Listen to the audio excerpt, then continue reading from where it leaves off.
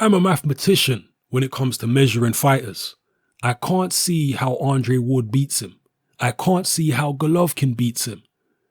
The tougher fight when it comes to Saunders, and I'm not worried about Saunders at all, I'm worried about Frank Warren. I didn't realize my son had been watching the love and respect that I've always got. And this must have been what inspired him to want a little bit of what his dad has. So then I steer him into how he can be the best fighter he can be. So I give him nothing but hardship. I give him tasks which are supposed to break him. He comes through those tasks. It's really being tough on them because that's the only way I'm actually going to make them good. And that is a severe type of love. Get him hurt so that there is no one in the ring that can get him hurt. So after all of that, I am supposed to hand him over to an Eddie Hearn? Am I supposed to hand him over to Frank Warren? Never mind the money, the love, the worry. What am I? Do I have a sign on my forehead saying, misuse me? I should do all this work and give him to you. I don't understand. If you work with your child and you put your child through school, you don't go give your child away. If I sound edgy, it's baffling to me that anyone should say to me, step aside. I want someone in the public, one of those keyboard warriors, tell me this. Would you give me someone more qualified than me so I can let them look after Junior? Please find someone more qualified than me and I will step aside. Those are the words of the man you all love to hate, Chris Eubank Sr. And I apologize if I was a little stop-start there with that quote, but I'm very tired at the moment and I'm looking to go sleep right after this video is uploaded. So that's the reason I'm a little bit stop-start with a quote there. It's hard to know how much of what Chris Eubank Sr. says he actually believes and how much of it is just hype talk. Andre Ward was, I guess, a guest of honor, working on the Eubank Quinlan show as a pundit, as an analyst. And he did several interviews with various different YouTube-based boxing interview platforms like IFL. And he seemed to indicate that he just thinks Eubank Sr. is, hyping up his son for the sake of selling tickets. He seemed to believe that Eubank Sr. doesn't really honestly believe the kind of stuff he's coming out with, that it's all just hype. I don't know. I'm not sure, because sometimes parents view their children through rose-tinted spectacles. They see their children as being much greater sometimes than they actually are. And I did mention this in the previous video, but I think that one of the reasons why Chris Eubank Sr. has such belief in his son and why he's so impressed by his son is because his son does have tremendous athletic ability. And I wonder if his dad is getting a little bit too caught up in this athletic ability that his son has and maybe neglecting the fact that athletic ability can only take you so far in boxing. The technical aspect of the sport, pound for pound, I would say is more important than having the athletic ability, because boxing history is replete with fighters who were not particularly great athletes, but they were especially good fighters. So that's just one little thing that I noticed, or, my own little theory may be that his dad is a little gassed and maybe he believes in his son a little too much because he is a very, very talented athlete. The kind of things he can do on the pads and on the bag, so on and so forth. You don't see fighters, many, certainly not middleweights and super middleweights, being able to do that kind of stuff in the gym on the workout equipment. But being able to do something on the workout equipment is very different than being able to do something in the ring against top quality fighters. His athletic ability will take him a certain a certain distance. But beyond that, he's going to need to tighten up his technique, his strategy. He's going to need to listen more, so on and so forth. It was actually interesting to me watching the Eubank Jr. Quinlan fight. His dad was in the corner doing the first real corner work other than Ronnie Davis in the and Eubank Sr. in the Billy Joe Saunders fight in between rounds. But in the Quinlan fight, his dad was doing the first real corner work.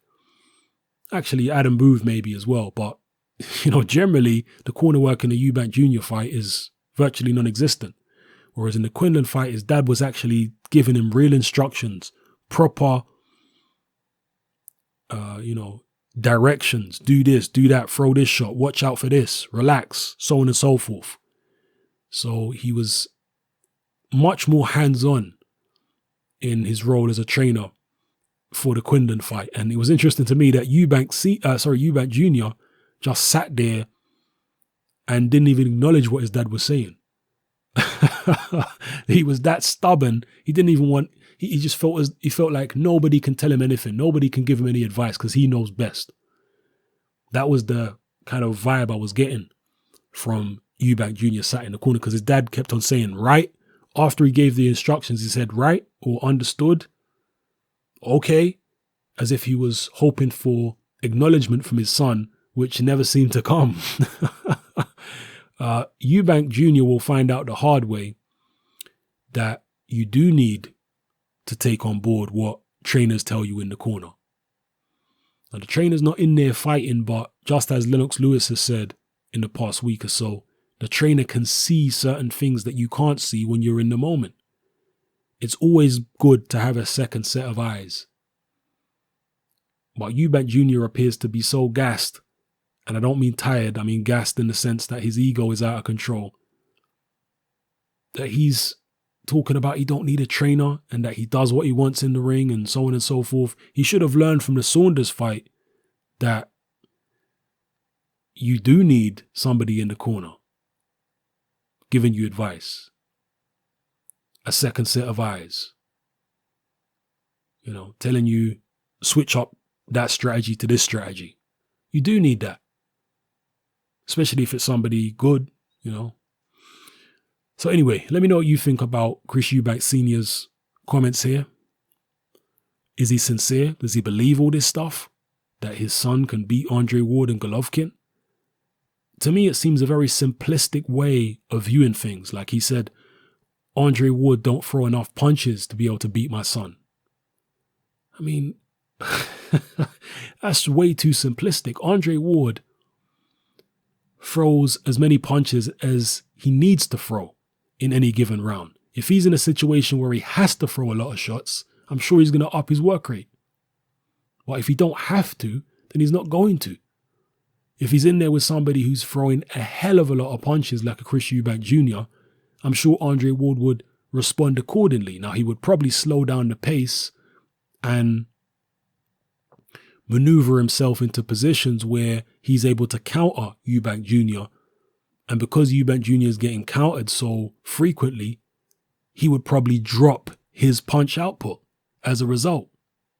That's what very technical fighters like Andre Ward, Hopkins, Mayweather, etc., Guillermo Rigondeaux, that's what they like to do.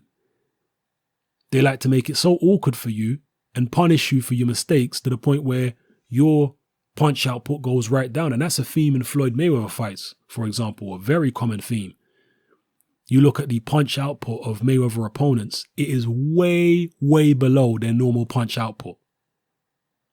So you can be throwing 100 punches around, but once you come up against a guy who makes you pay for your mistakes, your punch output is going to go way down in a lot of the cases, a lot of times. So it's far too simplistic for Eubank Sr. to say that.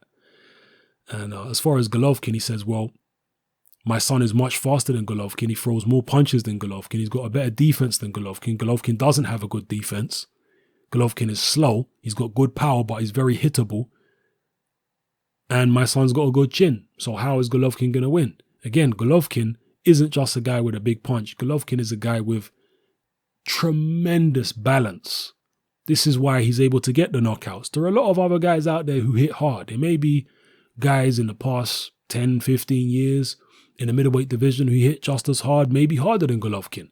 But they weren't as prolific as Golovkin in terms of producing knockdowns and knockouts, because maybe they didn't have the balance that Golovkin has or the accuracy that Golovkin has. It's a skill, being able to land heavy punches, knockout blows on your opponents consistently, fight after fight. That is a skill. Golovkin is not just brute force. Excellent balance, cuts off the ring incredibly well, sets his punches up very well. He's economical. He hits you in the right spots to hurt you. He's a very talented pressure fighter. He's not an Antonio Margarito, and that's not to deride Antonio Margarito, but Margarito was a much more rudimentary fighter than a Gennady Golovkin. Golovkin is technically very, very sound. His defense is not the best. I will agree with that. Even in the Kell Brook fight, you saw he can be touched. Yeah. In most of his fights, he gets hit. More than I think he should be getting hit, to be honest with you. It's only really in the Lemieux fight where he made a conscious decision to be more cautious and worry about his defense. And the reason why I say more than he should be getting hit is because in the long run, pressure fighters don't tend to last as long as technical fighters because they take more punishment, not only in the ring, in fights, but also in the gym. So from a longevity point of view, you would like to see Golovkin tighten up his defense a bit if he wants to make the most of his talent and go a long way. I mean, he's in his mid-30s now. So this is kind of the time, if he's going to tighten up the defense, where he needs to be doing it. So anyway, those are my thoughts on what Eubank Sr. had to say. Drop your thoughts in the comment section below. All right? It's happening. I'm out.